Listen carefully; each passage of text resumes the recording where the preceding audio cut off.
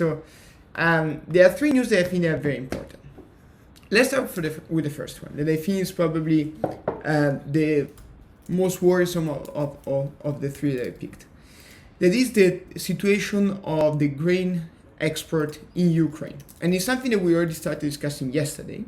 But we think that there has been some development, and it's very clear that we are running a massive risk, the risk of famine across the planet.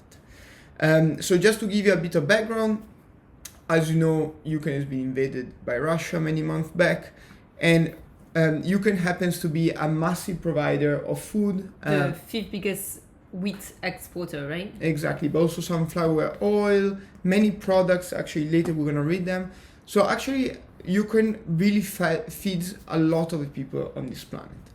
And because of the war, this food was not being exported anymore for many months. And this created, on top of the issues that COVID have created before, supply chain issues and so on, it created basically a big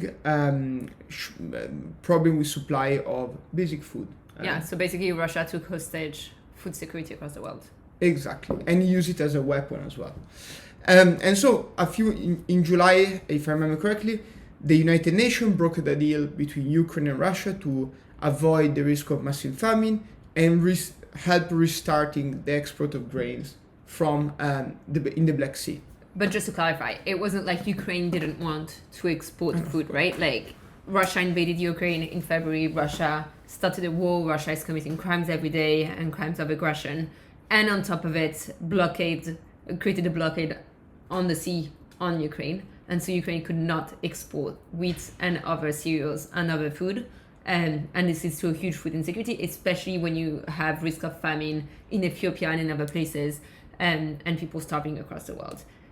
So that's just, I mean, it's not like, and then the UN stepped in and was like, Russia, stop fucking up, Yeah. Let's at least agree on providing safe passage to ships, etc. But it's not like Ukraine was not like, we want to export food. Ukraine on this one was, I mean, on many topics completely innocent, on this one in particular, completely innocent. Like, we're just trying, also because they need it for the economy, but also because it's the right thing to do.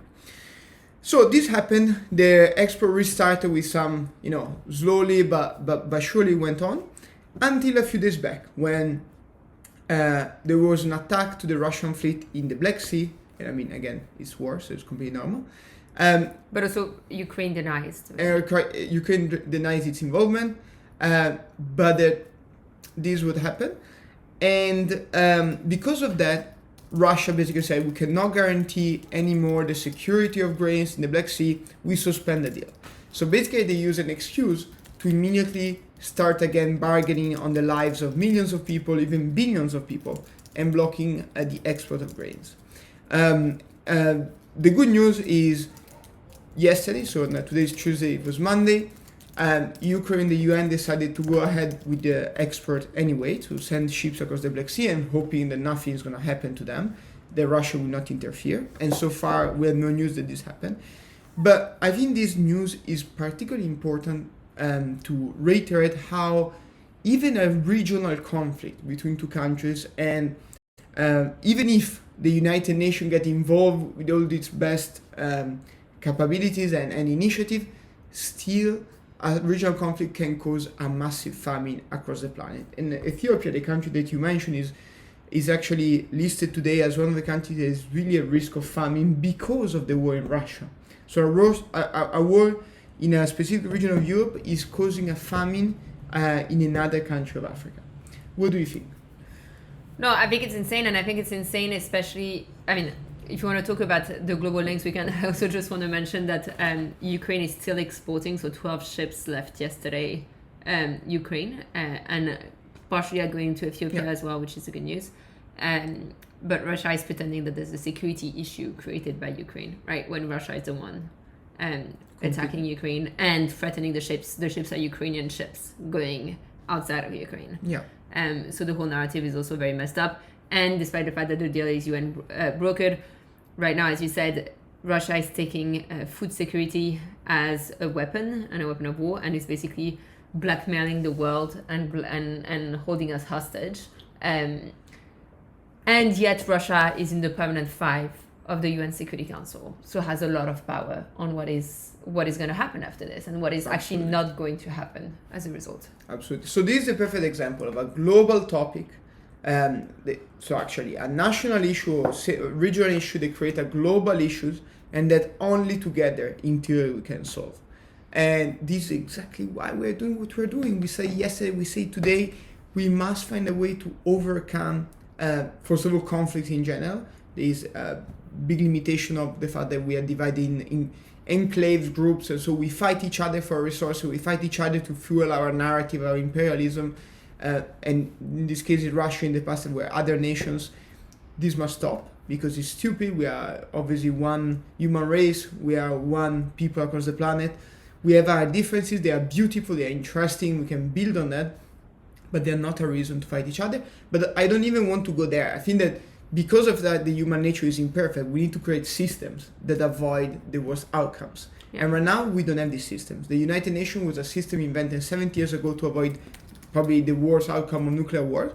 It held for a while, but right now, with cybersecurity, with new technologies, with the fact that tensions are rising, the United Nations is not fit for purpose.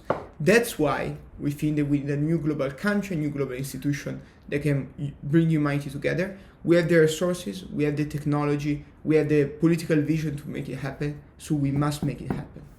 And now what is needed, I think, is the people. Up until now, as I said in the intro, it was a few people in a room saying, okay, let's build the EU, let's build the UN, let's build and it came after huge historical disasters and so on. But it's never really came from the people themselves going look, democracy as a whole is going for a crisis, and democracy is backsliding, it's not being innovated, and nationalism is gaining ground. Let's actually rethink the way the world works. Let's take a second and be look, we need a democratic global governance. We can't have a non-democratic UN. We need to be able to collaborate. We all live in one planet. We share the same resources. We share the same hopes and dreams. As I'm very idealistic, but as naive as it sounds, we share the same hopes and dreams. We want to be safe. We want to have access to food. We want to be able to be happy and healthy. It's time to actually build a system that represents this. And I think it's time for people to be able to come together and then put pressure on existing institutions to do this. And if it doesn't work, create it from the ground up. I fully agree.